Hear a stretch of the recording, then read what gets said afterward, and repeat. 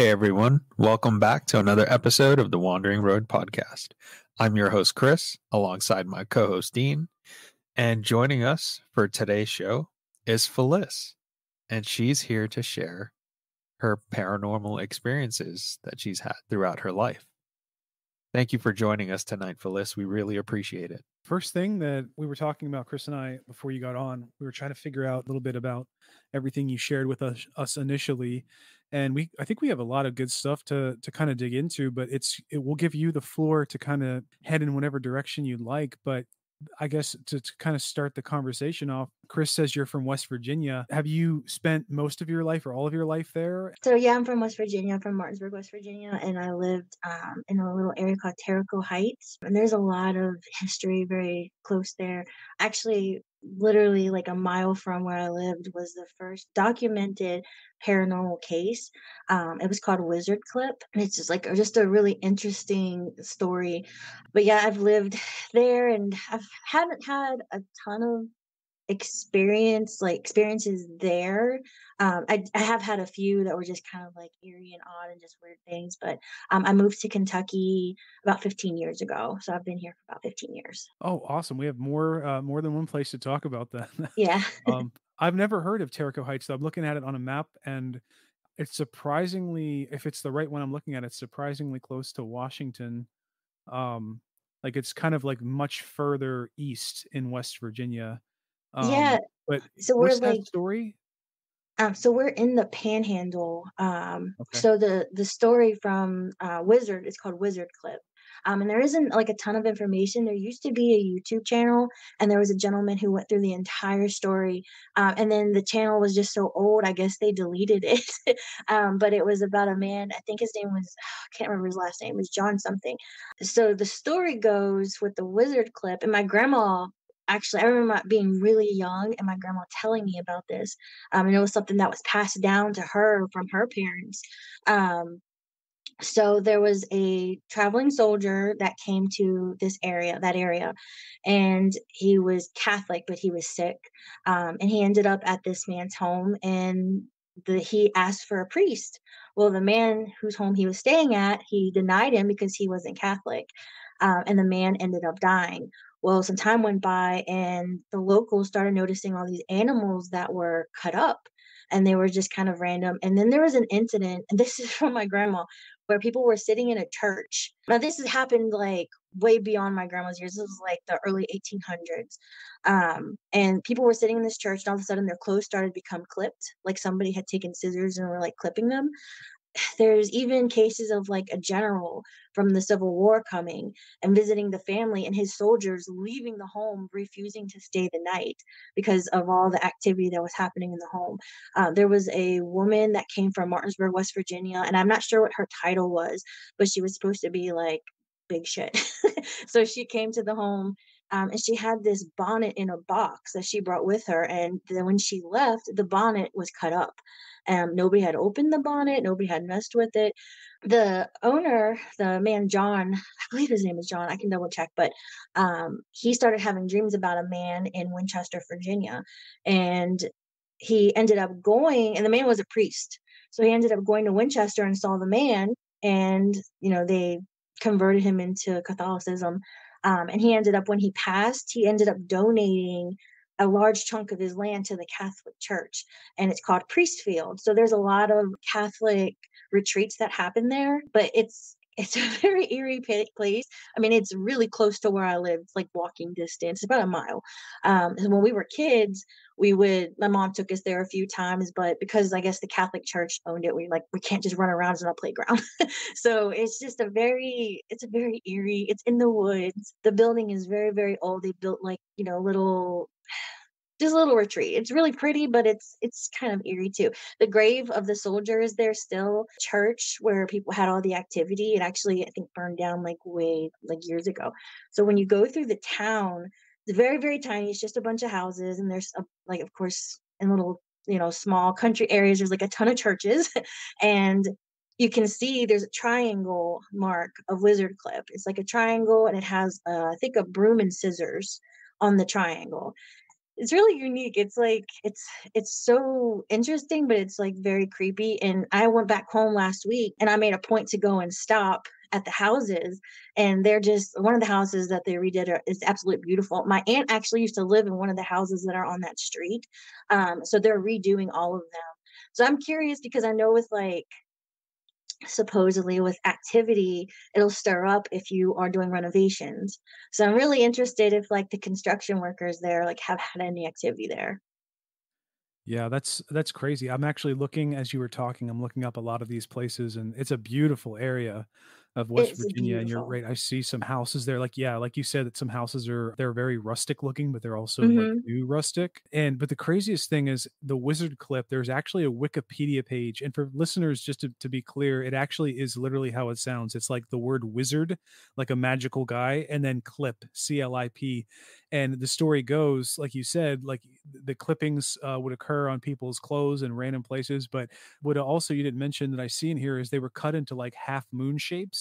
And if you Hmm. Google the Priest Field, West Virginia, there actually are like a crescent moon shape around, like it looks like there's a crescent moon and then it's on an ocean with some stars above, maybe like a firmament in the middle, and then the cross in the center of the circle. And I was just wondering, like, I don't know, like, have you guys ever seen that? Or maybe even just Chris, like, in the Catholic faith, have you ever seen that photo before or like a picture like that? No, that's completely foreign to me. I've never heard of that in Crazy. general. So that's new to me. Yeah. That's a great story. I love that. Yeah, the YouTube channel, like I said, it shut down. But I mean, it was like 2 hours long, and he goes into really detail about the family and just everything. And I wish I could find it because it was, and I reached out to the guy to talk to him more about it just because I'm from the area and it's just so interesting. And the fact that my grandma is not the type to sit there and tell ghost stories. Like she's just not it. Like she just rather just be, doing something else, watching TV. But for her to tell me that story, like I'm a big skeptic on a lot of stuff. Like I think everything has an explanation, even the weird stuff that I've seen. I want to make up an excuse of it not to be something paranormal. But like for my grandma to tell me, like it snapped me like, okay, I believe that. So, and like I said, that story was passed down to her from like her family. No, that's really interesting. And you bring up an interesting point about trying to find an answer for all of these things. Like, it's kind of funny because I personally experienced a lot of stuff throughout my Mhm. life. And I always say when I'm done telling my story, I'm like, if somebody can debunk this so it's not real, Yeah. like that's the same sentiment that I share. Yeah. Well, even the story that you saw that you reached out to me with the head, the floating head, even that like years. I mean, I've even tried to like this sounds so silly, but try to convince myself it was a dream. Like maybe I just dreamt that, but like no, I didn't. I remember everything I did afterwards, like my cousins came back on the porch, like it was just yeah, it was just very strange. Do you want me to tell that story on here? Yeah, if you don't mind going into that. Sure. So it was my early teens, and my cousin lived in Frank's Trailer Park in Inwood, West Virginia. So if you know how the trailer parks are set up, you have a road that goes between two rows of trailers. I was standing on the porch and my cousins were on the trampoline in the yard. And I was about to come down the stairs and I kind of looked out in the road and I saw something caught my eye. And the only way I can just describe it, it looked like a giant bubble, but it was transparent, but the facial features were clear as day. Like, and it looked like the only way I can describe it, it looked like it was using its facial features to move. So it was just like opening its mouth really wide, and it's like its face was distorted, like its mouth was going really close to its eye. Just it was looked like it was using its facial features to make it mobile. So I'm just staring at it and I even kind of like rub my eyes like, hold on, I'm not seeing this. Like this is no. So I look again and it's still there and it's floating in front of me. And at one point I yell and I'm like, look, and like nobody's paying attention to me. They're busy with their trampoline. And then it just floats behind the trailer and I was not gonna chase it. So I just kind of just stood there in shock. It wasn't fear, but it was kind of like no, what is that? Like, what was that? But it was just such a weird I don't know. And like I said, like throughout the years, I'm like, did I really see that? Like, did I? Wow. But it wasn't a dream. I remember my cousins coming back in, us going inside. Like it actually happened. Like, and I'm thinking like maybe a kid blew a big bubble and but it was just so Very it's just so vivid. strange in that area. I mean, there wasn't like a lot of like paranormal stuff that happened there, but there was a lot of activity from some people. And I always think maybe there was like a dumping ground or something because there were a lot of drugs that run through that town. One of the people around the area was known for doing some, questionable things. And I always wondered if maybe they were using that area because my cousin's dog would constantly get out. And, when you're standing outside, you don't smell anything. I didn't smell death, but when he would come back, it was like death. It just smelled like he found like a rotting deer or something and just rolled around in it and would come back. And it was like every single time. Of course, he would jump in our bed, so our bed smelled. But it was just I don't know. To me, I was like, maybe it was somebody trying to communicate, but I don't know, it was just so weird. It's such a weird story to tell because feels so unbelievable to tell it. I No, like that story though. yeah. Was this at night or was this during the day? This was during the day. So it wasn't Oh, like dude. quite twilight yet. It was in the evening, but it was still pretty light outside. So and like that's the weird part. Like if it was at night, maybe it was like, a light catching my eyelash. I blame all the weird things that I see on my eyelashes sometimes.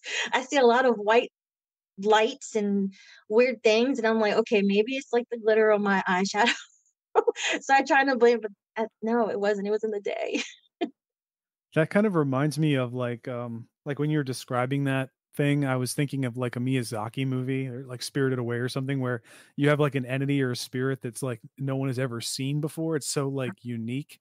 And I have never, ever in all my years of hearing stories like this, ever heard of like an anthropomorphic bubble that uses like its facial expressions to move. Yeah, But I just like I imagine when you're a kid and you see that, like, it's just like you're trying to describe it now, you're like, it's not just like a ghost, like, it's not yeah. just like an alien, it's like, "What the hell is that?" Like, "What?" Yeah, and it's in the comments of the video that I made, somebody in the comments said that they saw something similar, or maybe their daughter saw something similar.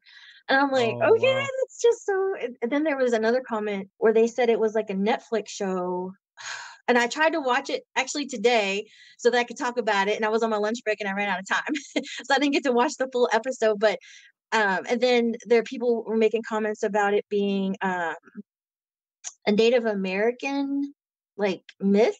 So I kind of looked up some stuff, and there was something about it could happen if somebody were to eat the flesh of a human, and it can cause that spirit to be ravenous. Oh, I don't know if I believe that. So yeah. it was just Yeah, something but that that's it kinda like Wendigo, like, we talked about that Mhm. before, like, that idea the if you've heard the story of the Wendigo, we did an episode on that, but I've never heard that Native American story about, like, this fog showing up after consuming actually, you know what? We may have touched on that briefly in that Wendigo episode. I'm gonna have to look more into that because that's really interesting. So my brother, the road that I live on, or my grandma lived on or lives on, is Ponderosa Trail. And when we were kids, we were walking up and down that road all hours of the night. And I don't like telling other people's stories because I wasn't there. But this story, I mean, I used to walk that road at night, but when he told me this story, I didn't walk that road at night anymore. As he was coming home one night, he said what he thought was a deer walked out in front of him. And he was like, "Oh crap, like, okay." I'm like, "'Cause deer can be aggressive. Like, I've had them make noises at me before." We lived in the country. So he didn't think anything of it, but when he shined his flashlight at it, he said that the head was like skeletal. Like it was like it had no skin, no nothing. It was completely skeletal and it had the deer's body. And he said it made this like crazy noise at him, which deers do make noise, by the way, and it's not very pleasant. And then it just like took off. And I was like, "Were you drinking?" And he's like, "No, I wasn't doing anything. I promise." Like that just kind of stuck with me. And like I said, I hate telling other people's stories because I wasn't there and I want to make like an excuse for everything, but it's just that just and it's just such a weird thing to say. So I don't know. It No, was that very strange. definitely sounds like a Wendigo. Well, my uncle used to find arrowheads through that area all the time when he was a kid. In Terrico Heights, there's like these two hills that kind of meet down in the middle. It's like a hollow, I guess. And at the bottom, like right in the crevice of it, he would find arrowheads. So there were natives that lived there prior to us, but it's just it gives me chills. I've actually heard a few times in my life. I grew up in Western Pennsylvania. Chris and I met in PA, but when I was growing up, I also lived kind of like out in the country, and I have heard those deer sounds you've mentioned. There was one night I was out, like being an idiot kid, on at a Saturday night, just going out, wandering around in the woods or something at like right at dusk or like getting late. There was one time where I heard this like visceral like groaning on the other side of a bush, and I just Oh my like God. dead ass sprinted. I'm like, I don't know what that is. And it was close. It sounded big and scary. And then I found out years later, deer make these crazy, crazy, scary sounds. Like if you don't Yeah. see it, if you don't see the deer making that sound, you're going to do what I did and run because it Yeah. sounds really scary. Yeah. I was getting out of my car one night. This is paranormal, but it's very country. It's very like dark there. Opened the door to my car, and it was right there beside my car. And I'm like, "Oh, hi, deer!" And it Oh, made this noise. Slammed the door shut. Like, nope, we're not doing this. It looks at you and it's like, "Oh, hey, how you doing?" Yeah. Yeah, now y'all are making me scared to jog on the Yak Trail. West Virginia is so beautiful, but there's just so much history there. Have you ever been to Harper's Ferry? So I'm a huge Civil War buff. So Mm-hmm. me and my buddy, we drove to Harper's Ferry. I think it was like in the summer of 2019, Uh-huh. and they wanted to charge like $15 per person in the vehicle to get in, and then we were like, no. But so What? yeah, yeah, we came in through the Virginia side or whatever. They were gonna charge you $15 to get in? Yeah, yeah. Oh, It was crazy. So we didn't end up going, but I eventually want to go to Harper's Ferry. But I'm sorry, please continue. so if you go to Harper's Ferry, if you go through the West Virginia side, like, yeah, there's another way. You can go through just the town. It's definitely not any charge to get in. But Harper's Ferry, big part of the war. There's some like battlefields and stuff, and people have seen like silhouettes of soldiers and things go through. My aunt actually saw something. Harper's Ferry is very close, like a mile or two away from this town called Halltown Road. It's a really small little road. At the end of the road, there's the paper mill, and my father used to work there, and he was there when like several of the employees passed away, like they died there. They were like crushed by some machinery there. And I've had a lot of experiences on that road. A friend of mine, her aunt lived there, and then her boyfriend ended up living there. So the picture that I sent you, it was taken at one of the houses on Halltown Road. I had this little flip phone. It was an LG 1010, and it was like my first. It was like one of the first little camera phones. And on the side of the phone, it had the camera button, and I would put it in my pocket, and then I would pull my phone out, and there was like a billion pictures of my pocket. So it would just snap pictures. And I said out loud one day, I was sitting on the couch. She was sitting on the floor. And in front of her, like beside her, was the baby bouncy chair. And I said out loud, one day I'm going to take a picture of something that I don't want to see. And right then I held my phone up and I snapped the picture. And that's what popped out is that little Oh, person that you can see there. So I hand the phone to my friend and she just starts hysterically screaming. It was just overreaction, to be honest with you. But it was her house, so I could see why. But so many things happened in that house. And I actually tried to go back and look at the house, but they have it blocked off. Nobody's allowed in that house anymore or near it because people live there. So it's not like I can visit it. The family no longer, well, I think the father owns the house, but I'm not close to him like that to ask him if I can go ghost hunt in his house. But when they lived there, so many things happened. Um, when she was pregnant, her son Isaiah, he came out in the room one day and he said, "Mommy, who's the girl in the bathroom?" So there was a bedroom and that had a bathroom in it, and it was really old. Nobody used it. It was a very old house. And she's like, "Nobody is in the bathroom." Like, what are you talking about? So the old couple that lived there, they had passed in a nursing home, so nobody actually like died in the home. But she kept his hat. The old man's hat, he had like a baseball cap, and she kept it in the coat closet. I thought it was weird. She didn't think anything of it. She said she didn't get any bad energy from it. She felt like it was part of him because he lived in the house for so many years with his wife. So I understand that, but it was still a little eerie. So she was pregnant at the time when her son told her that he saw the girl. When Lexi was 3, the same age as Isaiah, she says, so it came time for her to have like a big girl bed. So they took the front of the crib off and she had her little toddler bed. Multiple nights she would come in the room or multiple mornings she would come in the room and she had a little bed made up on the floor. And she would ask her, what is this? Like, where are you on the floor? She said the little girl came out of the bathroom and made her a bed on the floor so that she wouldn't fall out of the bed and hit her head. And it was just so weird because we never discussed anything about a little girl that was in the bathroom that Isaiah had saw like 3 years prior.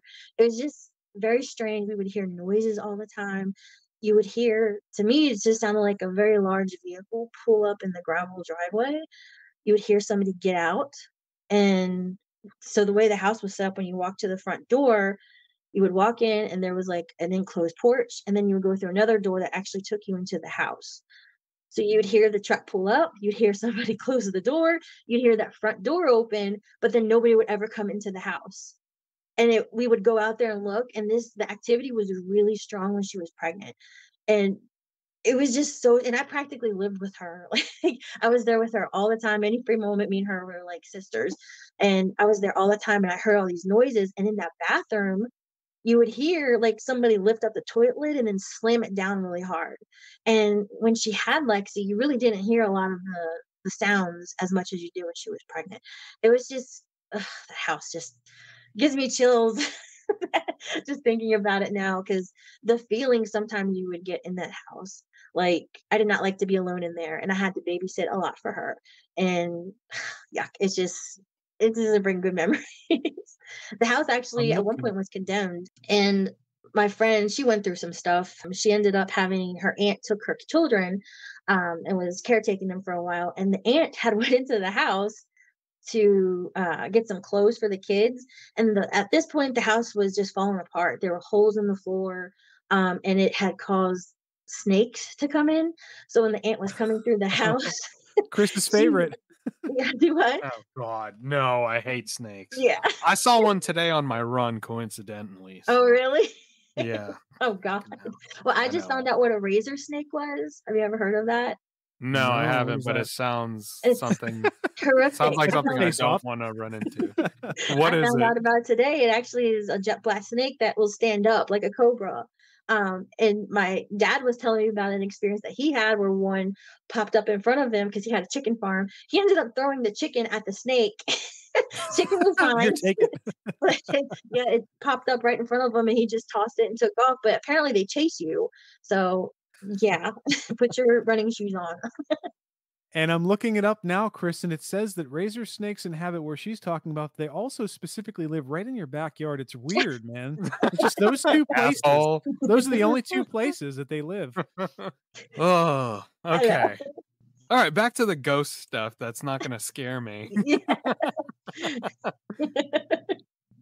So I'm looking at the photo that you sent us and can maybe describe it for the listeners. And I'll just tell you right now, like there's some serious, I think I see more than just one specter or like outline of something that looks human or like human-like.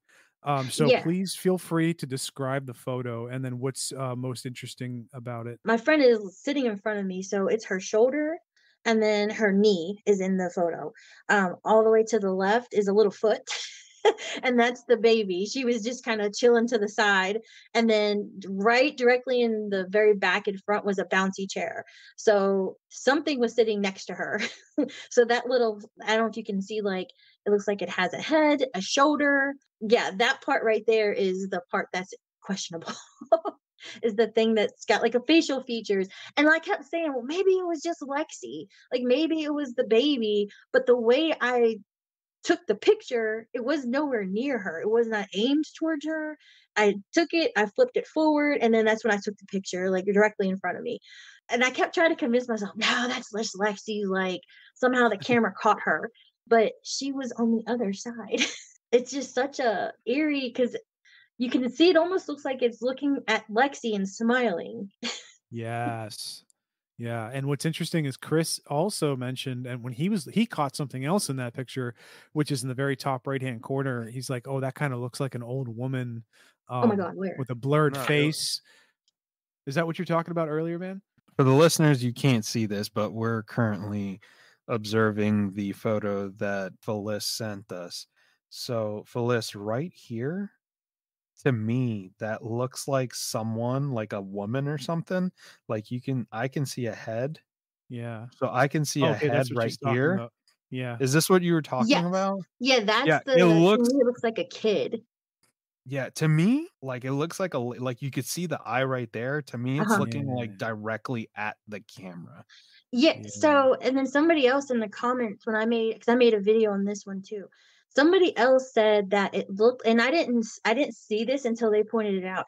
Where I thought the shoulder was, they said to them it looks like a girl with her legs scrunched up to her chest and her head looking down. And I'm like, "Oh, I can see that."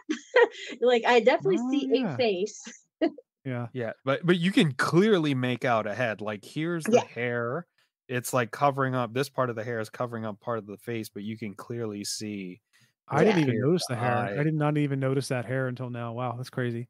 Yeah, when you zoom in, it's kind of hard to see, but when you zoom out, like it looks like something out of a horror movie. Yeah.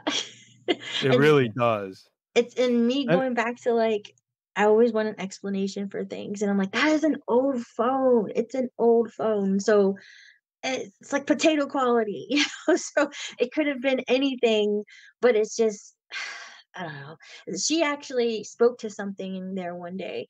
Um, it was 4th of July, and she heard a voice say, "Mommy." And she said, "What, Isaiah?" Because at the time he was really little. And they said, "What are you doing?" And she said, "I'm getting like the food ready because the way the house was set up, it was on top of the hill. And at the bottom of the hill was another house. And that's where her father in law owned. And that's where they were having their barbecue that day."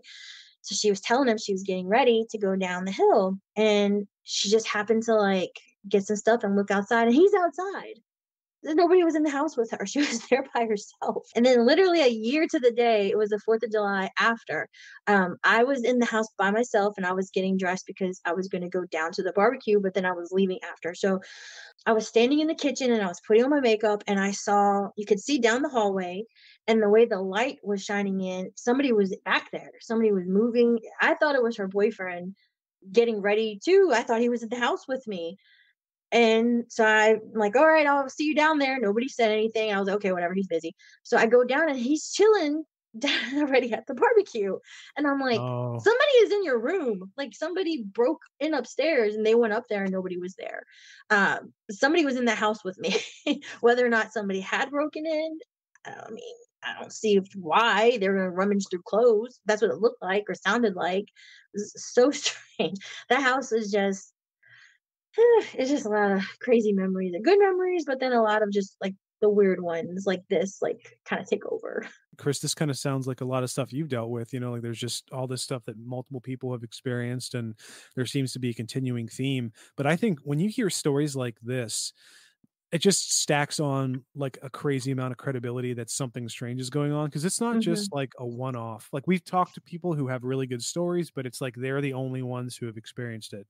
But Right. this is another case where like you've got family members who even are like trying to explain it away like you are. They're skeptical, like, oh, it's just, maybe my kid made a noise, but then there's Hmm. something clearly going on because they see that their kid is not in there with them. Right. And they're not going crazy, they heard something. So I've never experienced this myself, but I've had like dreams where like I come out of dream state hearing someone call my name. But I've luckily never had experiences where like I'm awake, like 100% awake, and I hear someone call my name and they're not there. But this seems like just yet another drop in the bucket of so many cases where some entity or something is like calling out to try to trick you or to get your attention, making it sound like someone you know.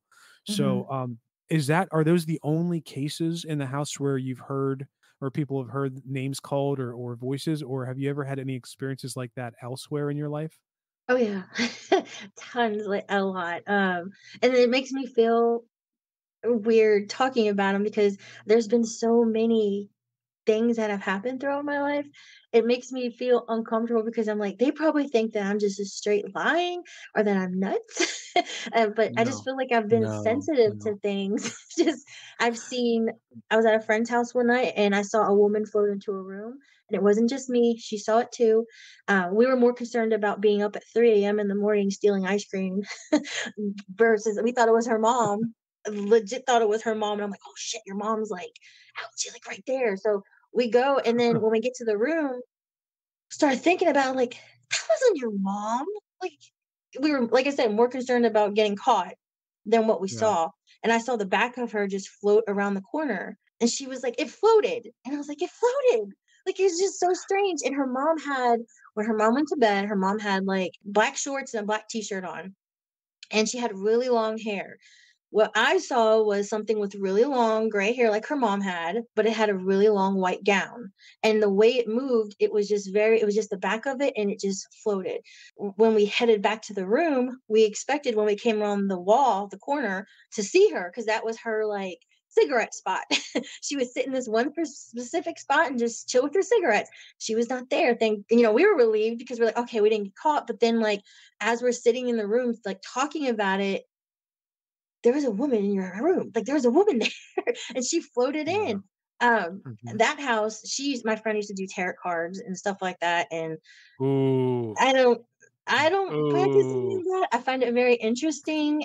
She saw some things. I didn't see them. She saw them. She saw a hand one time, like she had, which is a bad idea. She had a dresser in front of her bed that had a mirror on it. And then she had one of those old school like headboards that had a mirror. Do you know what I'm talking? Like the big wooden ones from Mhm. back in the Yeah. day. And she was on the phone with her boyfriend and she saw a hand come up behind her in the mirror. And she calls me and she's like, I just saw this, blah, blah, blah. Again, I don't like telling other people's stories, but You said tarot cards, which is another magic word for Chris. Chris like gets so upset when he hears people messing with tarot cards without knowing what they're really, doing. No, see, like you're gonna make me look bad, dude. No, look at Ouija boards. I get it. I get it. I yeah. know they're the equivalent of they're similar. They're akin to Ouija boards. They are Hmm. divination tools. They are attempting to contact the other side. I have a cousin who is very gifted with tarot. She's been given the gift of tarot. I've seen her do readings and they are very accurate and they are very very scary. And you're on TikTok, Feliz. You see Hmm. all these people doing all this Yeah. shit, Oh, yeah. pulling these cards like randomly, doing all this shit. Yeah. And it's like, okay, you want to pull that for the collective, whatever, fine. But Right. a lot of people think it's a game. It's very Yeah. dangerous if you don't know what you're doing. And like your friend, you'll end up seeing Thing from the Addams Family show up on your headboard Right. Yeah. at some odd times of the night. But that story you told about the ghost, lady floating to the other room, you done made me pull out my holy water. Like you scared me. But on a serious note, I will say that, this is why we do this show, honestly, to give a platform for folks like yourself, because you said something really important. And that's why I made this podcast, is that you don't want to sound crazy. Hmm. You know what I mean? Yeah. You feel Yeah. awkward because, to be honest with you, I go talk to my wife about this stuff, who's like, I wake her up and who's sleeping in the other room right now and talk to her about this stuff. She's going to look at me like, what the fuck is wrong with you? One, I don't want to hear about this. Two, you probably imagined it. And Hmm. that'll probably be the same response you get from most people, even if they believe you, because it's out of the norm. You're shattering the boundaries of their comfort. That, Yes. like, talking about topics like this, you shatter the belief structure of a Hmm. lot of people to the point where, oh no, they have to reassess things that they believe. Some of them don't believe in demons, and then you tell them about a demon encounter or they experience one themselves, and it's like, holy shit, Yeah. I have to reassess Yeah. everything that I believe. That's the end of my rant. I'll give you back the floor to continue your story. Well, and really, it's like we are trained and we're manufactured to think a certain way. Like your bills are still due at the end of the day. So whether or not your house is haunted, you still have to focus on like your requirements for being an adult. And to kind of like Yeah. have something to shift that to where like, oh, I can't explain that. It's very scary to not be able to explain something. And like I said, I have so many instances of things that I always like I have, blamed things on my eyelashes because at one of our houses that we used to live in Lexington, I'd always come around the corner and see something white go around the corner. Always. It happened all the time, and I'm blaming it on everything, like, maybe it's the lighting, maybe it's and I'm big on closing doors, like, I need all doors closed, so if I go down the hallway, at least in that house, it had doors all down the hall. I want all those doors closed, so where'd the light come from? It's just and then this house, it's in Lexington, Virginia, and it's in a little community called, Highlands. This house was just it's very old, and they built an addition onto this little house. Um, One night I was laying in bed, me and my boyfriend were laying in bed, and my eyes were just fixated on the door. I just kept staring at it like it wasn't that I saw something, but my eyes were just fixated on it. There was no like figure or anything until it started to walk across the room. It started to walk across the wall, and I could clearly see a very large, tall silhouette of a man walk across the hall. And we slept with the light on for an entire week, like the big light, not a night light. It was the overhead light was staying on the entire week. And I just developed this crazy, like, fear of this house, which honestly, it was for the best because we ended up having somebody rob us twice. Broke into our house, we weren't home, they were watching us. They knew what time we left. I worked across the street from my home, so I was able to come back on my lunch break. And I just wanted to check on the house all the time. And finally I was like, I can't live here. Like, I'm just so paranoid they're gonna come in while we're here. Honestly, it was just for the best because when we were moving out, I pulled the nightstand out and the outlet had completely melted. And we had no idea we could have died in that house. And I kept smelling for like weeks, like a smell of like burnt wires and like a weird fish smell. And I was like, something is in the room. Like, I don't know what my boyfriend kept saying, oh, it's the baseboard because it was an old house, so it had those baseboard heaters. And he's like, no, it's just, it's fine. Another weird instance that I had was we had a flood in that same bedroom where I saw the shadow. And I got up one morning to get blankets because it was really cold in there. And the room was really big, it was really long. And at the end of the room were two closets. And we didn't use that room to store our clothes. We kept that in a spare bedroom that we had, but we kept the blankets in there.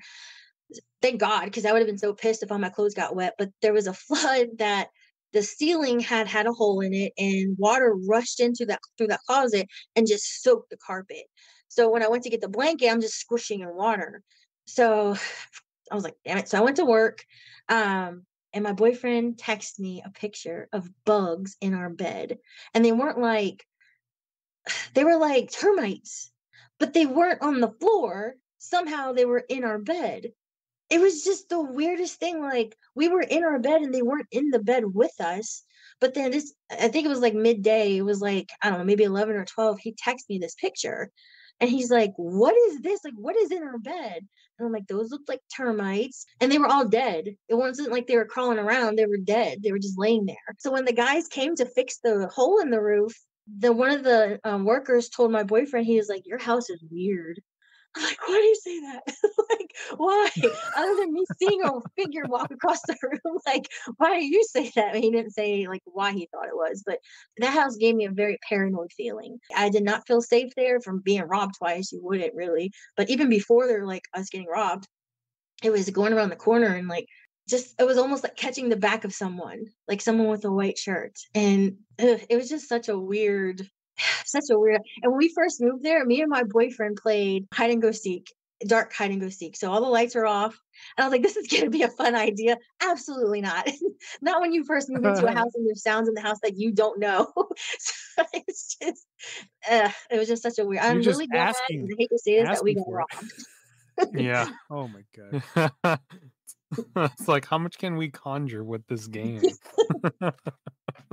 After that home, what else did you experience? Like, you guys moved out, and then did your So experiences stop, or did you no, kind of just have a string of bad luck of wherever you went? It kind of just continued.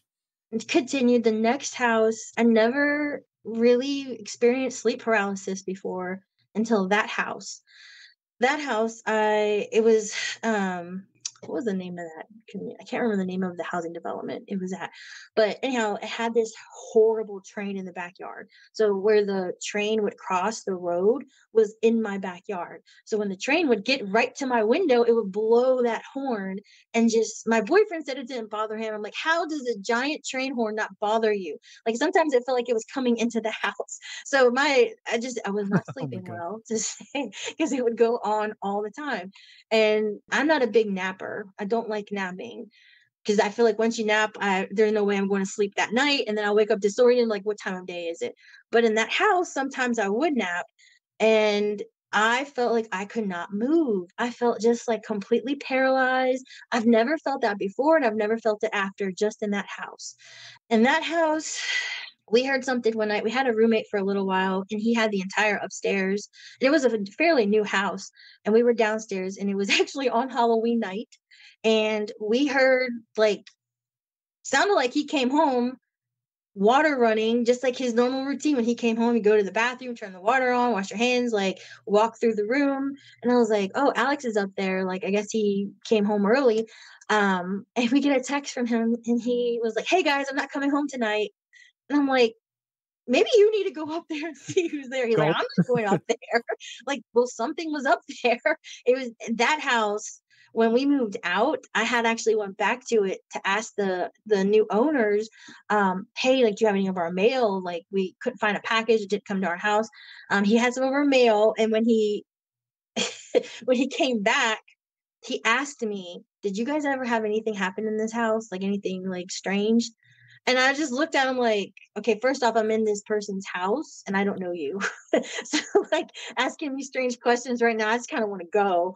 And I wanted to tell him, but I also didn't want to chit chat in a stranger's house. So I was like, no, like, no, other than the neighbor was kind of like a weirdo, but that was it. And then I left and I'm like, I should have told him.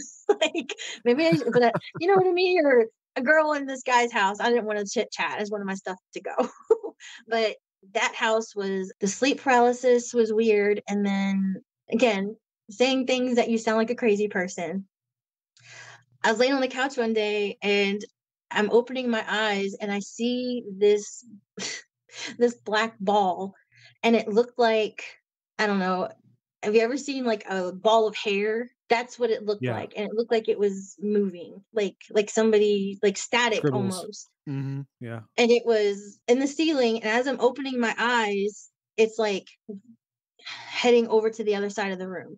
And at that moment, I had that sleep paralysis where I just could not move. I just felt like my body just felt like 1,000,000,000 pounds. I couldn't speak. I couldn't really do anything. I'm just kind of like watching it. And it's like my body is saying, get up, like move, like go. And it's just, I can't move. And then eventually it just kind of faded. I closed my eyes and then everything just kind of came to. It's just the stuff that happened in that house was like, I really liked that house, but I was really glad we left that one too. The next house after that, we had a few things, but I was never afraid of that house. This the third house that we lived in Lexington. But so my brother passed away in 2003, and I had a friend who was an addict, and that's how my brother passed. He passed from an overdose. And I was sitting on the chair one day, and the TV was off, and in the reflection of the TV, I could see the couch that was behind me.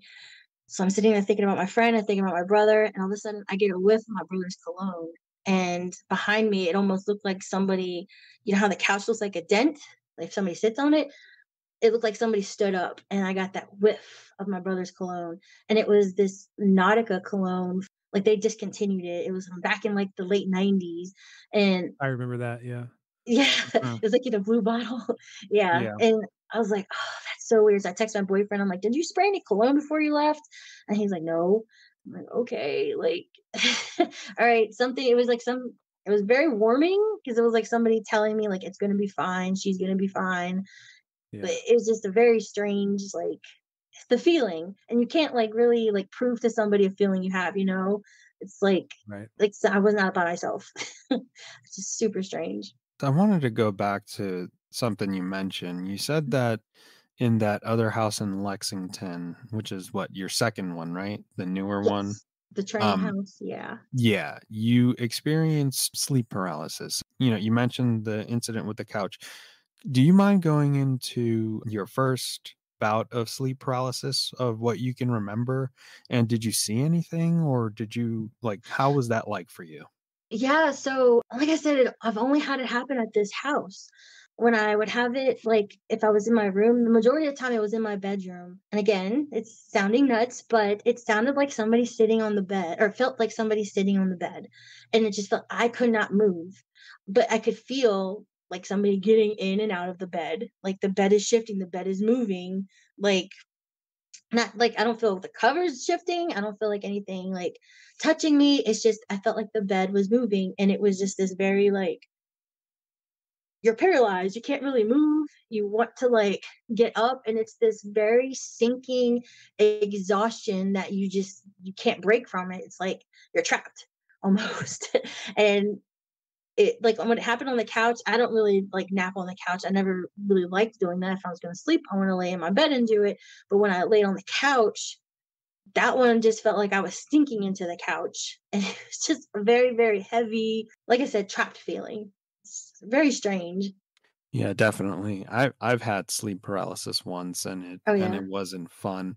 And it's interesting that you brought up that only happened in that house, because my sister, in the haunted home that we used to live in, but from when she was, I would say, age 5 onward up until we moved out, she would sleepwalk a lot. Mm, As soon as we moved out of that home, like clockwork, it just stopped. yeah.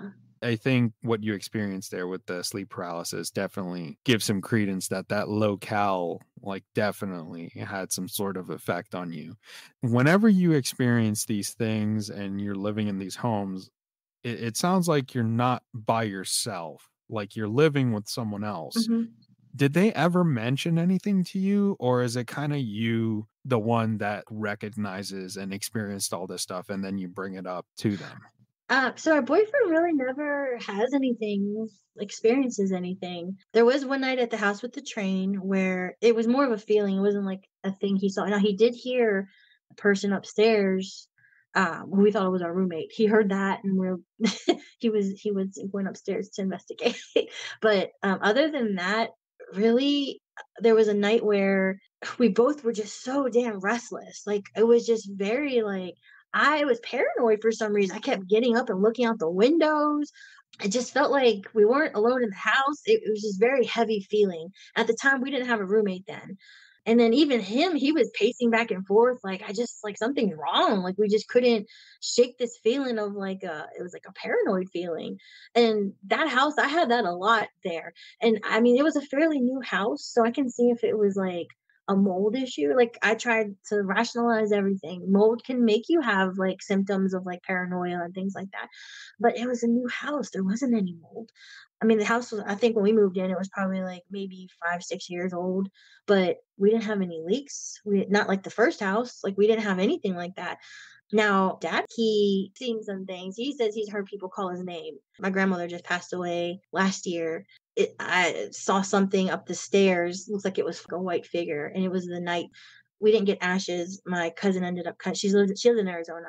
She ended up cutting her hair and sending her hair. So the night that her hair came, and it's like just staring at it and like trying to rationalize what it is, but it didn't feel scary. Other than that, my boyfriend hasn't, my brother really hasn't. No, it's mainly it's just me that's having things happen or seeing things like. And if he hasn't really said it to me because he's not the type. He doesn't like scary movies. He's not really into like paranormal things like I am. And maybe that's because he hasn't had a whole lot of experience with stuff like that. So What do you think is going on with people who share these experiences with other people who seem to be related to them? I mean, Chris and I talked about this earlier today, and you'll probably see where I'm going with this. In your mind, like, why do you think some people are more sensitive? I'm just being honest right now. You sound like a very inquisitive, intuitive person who, thank you. like, highly perceptive and well spoken and stuff. And like that's great. Like, you have a really analytical mind, because you were saying, like, you knew that mold can sometimes cause issues, like the symptoms that you were experiencing, and you actually looked into it. And I'm like, wow, that's really impressive, first of all, to think of that. But second of all, you also seem like someone who's extremely perceptive. And I think Chris and I are also very, very perceptive as well. But like Chris has had more experiences in line or similar to what you've experienced. I believe that this stuff is definitely like there's definitely something strange going on, but I haven't had as many experiences. So, in your opinion, like if you ever sat down and thought about it before, like why do you think that some people is it kind of like just a blessing curse kind of thing? Is it kind of metaphysical, or do you think that it's like maybe something like you know how like you get a sense like animals can sense danger or Hmm. something? Like maybe there's some Yeah. kind of like pineal gland like more sensitive than other people. You pick up on these things that are ethereal or whatever. But what do you think is going on?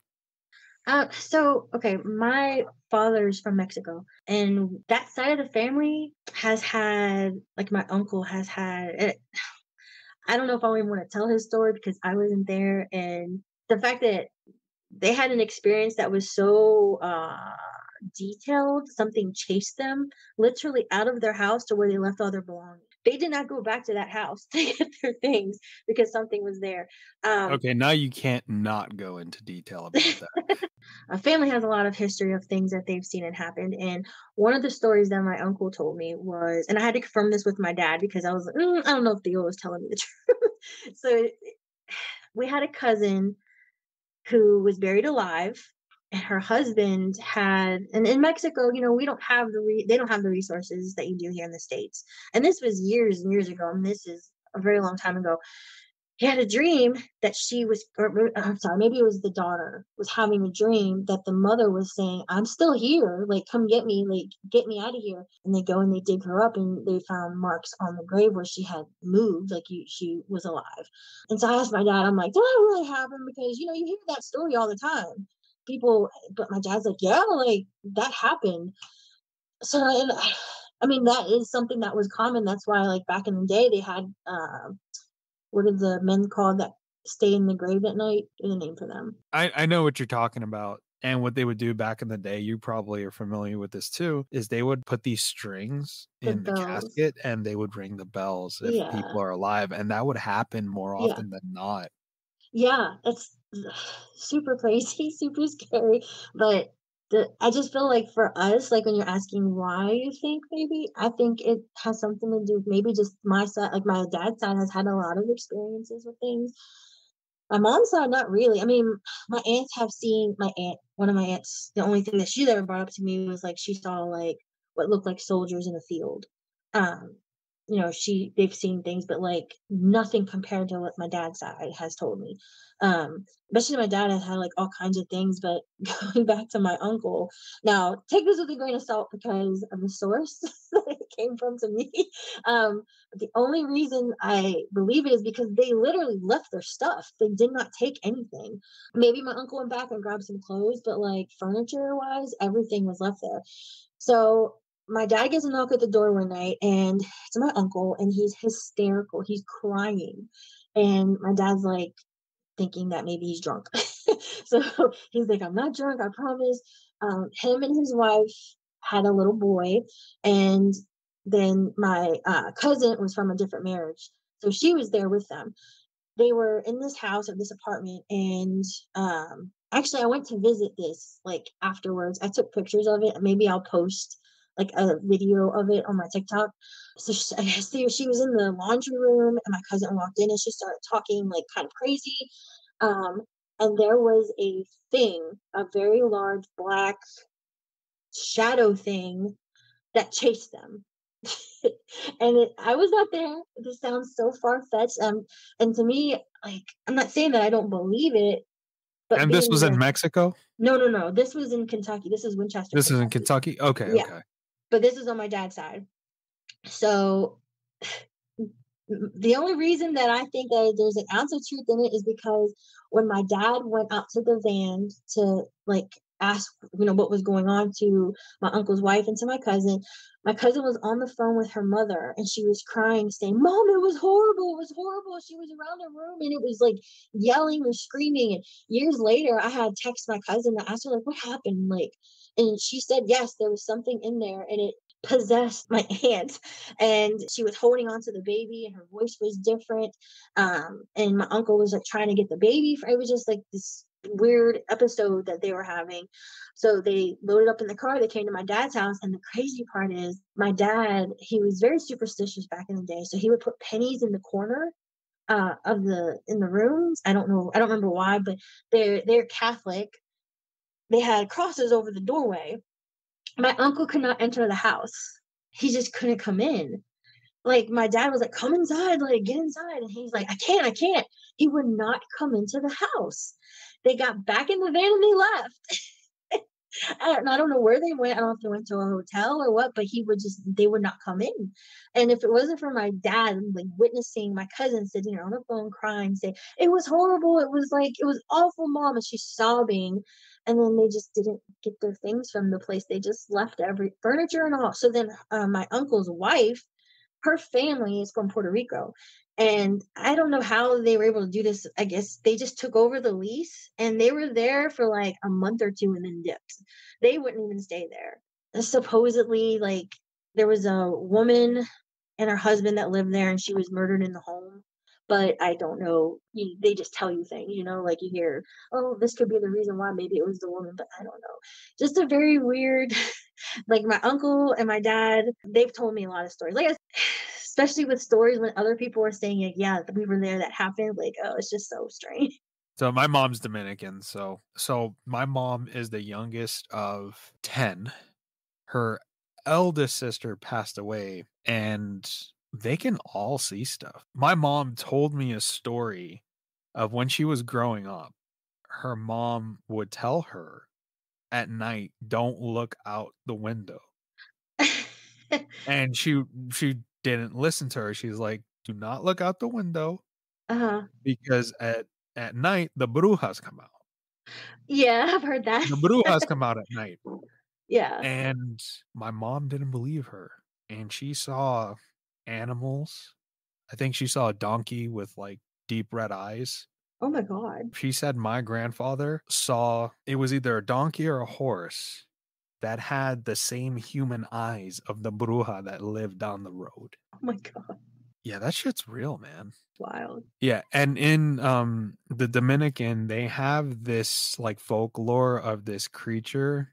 It's supposed to be like a hellhound or something like that, called El Baca. You make a pact with it. It'll protect your property, but you have to feed it people. So like when someone would trespass in your I don't know if it was like a story to scare kids to, because like my mom grew up like in the Dominican Republic in the 70s and the late 60s. And it was like one of those thing where kids would go all over the freaking place in the countryside because that's where they grew up. So it was probably, something to scare people. There are people till this day that will say like, no, that's a real thing. So, the stories that your Latino side of your family is sharing with you, some of it you could take with a grain of salt, but for some reason, I would say like those specific areas, I would say they're more affected just due to the history with the Spaniards and, the natives and stuff like that. To me, that's a big part is like I think native culture, it was just so intuitive to like spirituality and just more deep than what like other cultures take in, if that makes any sense. And like a lot of natives fled to Mexico. So my grandfather on my dad's side, we always called him Apache. And he said that his mother was an Indian and all that. And so I feel like, to kind of go back to answer your question, like why you think maybe some are more sensitive than others. I don't know if it has something to do with like maybe a generational thing that's kind of passed down. I don't know about my grandparents, if they've ever experienced anything, but I know my father has. I mean, he's pretty sensitive to stuff. And like I said, my uncle and have had experiences. And my uncle and my dad, they lived in, this was like years ago, they lived in Kentucky, but they came to visit us, and most of their kids are in West Virginia. And there was this hotel called the Crystal Light Hotel in Martinsburg, West Virginia. And there was a lot of drugs that ran through there, but it was really cheap. A lot of people died there. We had like 2 people from my high school go there and like pass away. So my dad and my uncle, they, both were laying in their own beds, and my cousin was staying the night in the hotel. I think she was on the floor. And my uncle, he heard something hit the wall, And my dad thought maybe he like balled up one of his socks and like chucked it across the room. And my cousin started screaming. I don't know, like I think she thought it was a bat. But when it was like loud, like something went, and they looked, there was nothing in the room. So they saw something like, I guess in the dark, and maybe there was like a light casting or whatever, something fly through the room. So it's not just like one person saying this, two people saw this, and it was like a very large ball just flew across the room and hit the wall. So, and that place was just so sketchy as it is. So if there was any place that was going to be haunted, it was going to be that place, just from all the things that happened there. They ended up tearing it down, probably for the best, because it was like a breeding ground for overdoses. But yes, very strange. Did your father ever scare you with stories of La Llorona? No, he No, didn't. you No, got he lucky. told me about it. Yeah, he said that when he was a kid, his uncles and aunts would talk about La Llorona, but my cousin scares her kids with the chupacabra. The chupacabra. Oh my Yeah, gosh. yeah, I My was over there not that long ago, and she's like, "You better go to bed, chupacabra," and the kids are like, "No." For our listeners, Chris, can you or Feliz, can you tell us what La Llorona is? So my understanding was it was a woman who dating or had relations with a married man. She became pregnant with his kids, and then he didn't want her, so she drowned them, and then realized that was a dumb idea, and then kind of went around and started wanting to take other people's children. So you would hear her crying over, her losing her children. My dad said, when he was a kid, that's something that they always told them. But I I never really, I mean, I was in Mexico when I was a kid for like, it wasn't that long. When I was a baby, we went a lot, but I was born in West Virginia. When I was in third grade, we had went there, and honestly, the house that I stayed in Mexico when I was in third grade, if you would have told me that damn story, I would have buried myself under the ground, because they had no windows. Like, it was bar. It was just such a very open house. The floor was kind of like a dirt floor. So that was not a story that I needed to hear as a child, because y'all would have never went outside. Oh, my mom used to scare me with that freaking Oh, story all the time. She's like, "You better go to bed, La Llorona's gonna get you." I'm like, "Oh, oh, come on." no. Yeah. Damn. Oh man, have you seen on TikTok? Like sometimes I'll go through and end up on like Latino TikTok, and you'll see people with actual recordings, Uh-huh. Yeah. supposed recordings Right. of La Llorona crying. Yes. Yes. Yeah. Have you I don't know if you guys watched Nuke's Top 5. My absolute favorite paranormal channel. He does 5 videos of like ghost sightings. That to me, I don't know why, it's the most ridiculous idea. That is my comfort show.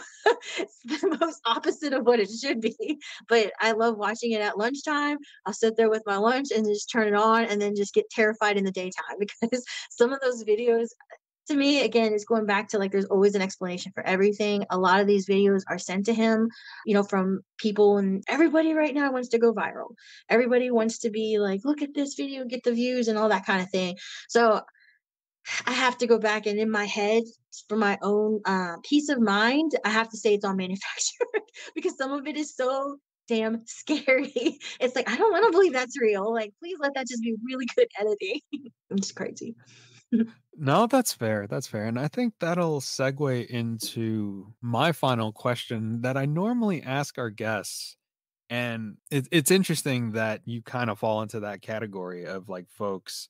So basically the question is like you have people that experience these paranormal things, like these strange things throughout their life, but they'll outright try to deny it or find excuses for it. Just answering for yourself, if you don't mind going into depth, why do you think that is? Why I make the excuses? I just feel like I get a very high anxiety with just everyday things. So to me, I feel like I'm very sensitive to if there is something else around us, if there is, and I'm not a religious person. I think that old white men, rich men writing a book telling us how to live, I don't believe in all that.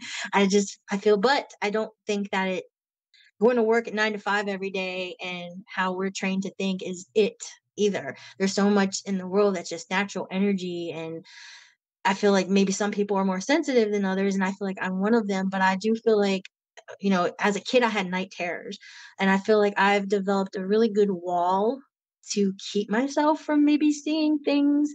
Uh, if I wanted to, maybe I could.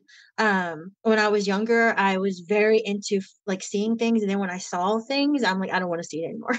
So I feel like I've kind of like the older I've got, making up excuses is a good way for me to like put a barrier between me and like if there is something else. But at the same time, if there is more, if we pass away and that's it, this is it, no.